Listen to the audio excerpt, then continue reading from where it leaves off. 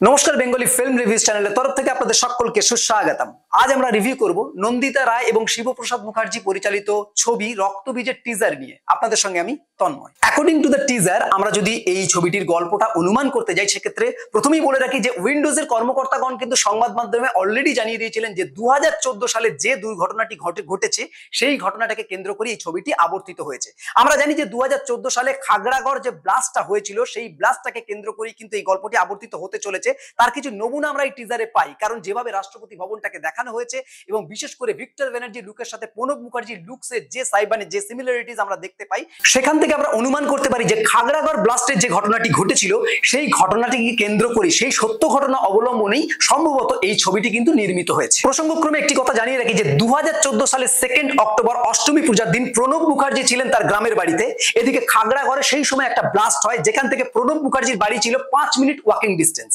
তো এই ঘটনাটি কেন ঘটলো এবং এর পিছনে কারণ কি, এটা জানতে গেলে অবশ্যই সিনেমাটাকে দেখতে হবে। এবার যদি এই ছবির কিছু কাস্ট এন্ড ক্রুর কথা বলি, সেখানে প্রথমেই মুখ্য ভূমিকা আমরা দেখতে পাবো ভিক্টর ব্যানার্জিকে। এছাড়া পাশাপাশি দেখতে পাবো আবির চ্যাটার্জি, মিমি চক্রবর্তী, অনুষ্মা মজুমদার, অম্বরীশ ও কাঞ্চন মল্লিক, দেবলীনা কুমার এবং অন্যান্যরা। টিজার দেখে কোনো ছবির পজিটিভ বা নেগেটিভ দিকটা কিন্তু বিচার করা সম্ভব নয়, তবে অ্যাকর্ডিং টু দ্য টিজার কিছু জায়গায় ভালো লাগা খারাপ লাগা থাকতে পারে, সেইটুকু মাত্র উল্লেখ করা যেতে পারে এইখানে। প্রথম কথা হলো যে অনেক দিন বাদে আমরা ভিক্টর ব্যানার্জিকে আবার স্ক্রিনে পাচ্ছি।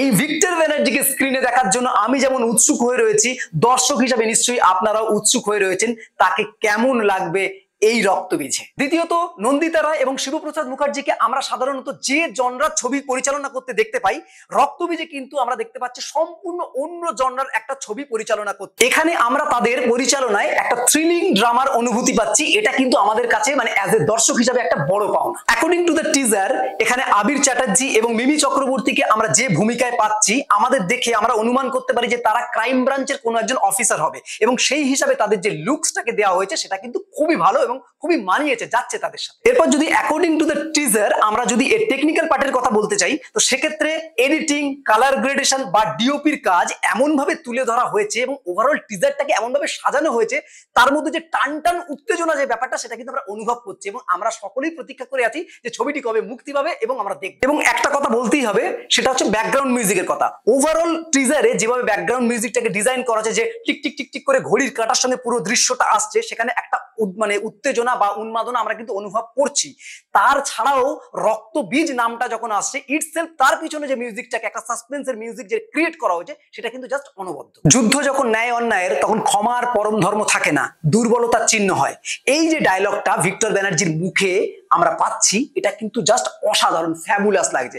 আমরা এই ডায়লগ থেকেই বুঝতে পারছি যে ওভারঅল স্ক্রিপ্টটা কি হতে চলেছে। এতগুলো ভালো লাগার মধ্যেও ছোট্ট একটা খটকা আমার মনে লেগেছে, যেটা খুবই মাইনিউটলি ফলো না করলে আপনারা খুব বুঝতেই পারবেন না। সেটা হচ্ছে টিজারে যখন ওই টিক টিক টিক টিক করে যে কাউন্টিং এ পুরো দৃশ্যগুলো দেখানো হচ্ছে, সেখানে মাইনর একটা কিন্তু বিট মিস আছে। ব্যাস এটুকুই যা আমার একটু খারাপ লাগলো বা খটকা লাগলো। বাকি ওভারঅল খুব সুন্দর, খুবই ভালো। ছবিটি দেখার জন্য প্রতীক্ষা করে আছি। বাস এইটুকুই বলার। ওভারঅল সিনেমাটা দেখার জন্য আমি যেমন উদ্গ্রীব হয়ে রয়েছি, আশা করছি আপনারাও উদ্গ্রীব হয়ে রয়েছেন। তো এই হলো ওভারঅল রিভিউ। এরকম আরো নতুন নতুন রিভিউ জানতে বেঙ্গলি ফিল্ম রিভিউজ দেখতে থাকুন। আপনাদের গুরুত্বপূর্ণ মতামত আমাদের কমেন্ট বক্সে অবশ্যই জানান। বেঙ্গলি ফিল্ম রিভিউজ সোশ্যাল মিডিয়াতে সব জায়গায় অ্যাভেলেবেল আছে, সেখানে আপনারা আমাদের ফলো করতে পারেন। বাংলা সিনেমাকে এগিয়ে রাখুন, বাংলা সিনেমার পাশে থাকুন। Thanks for watching.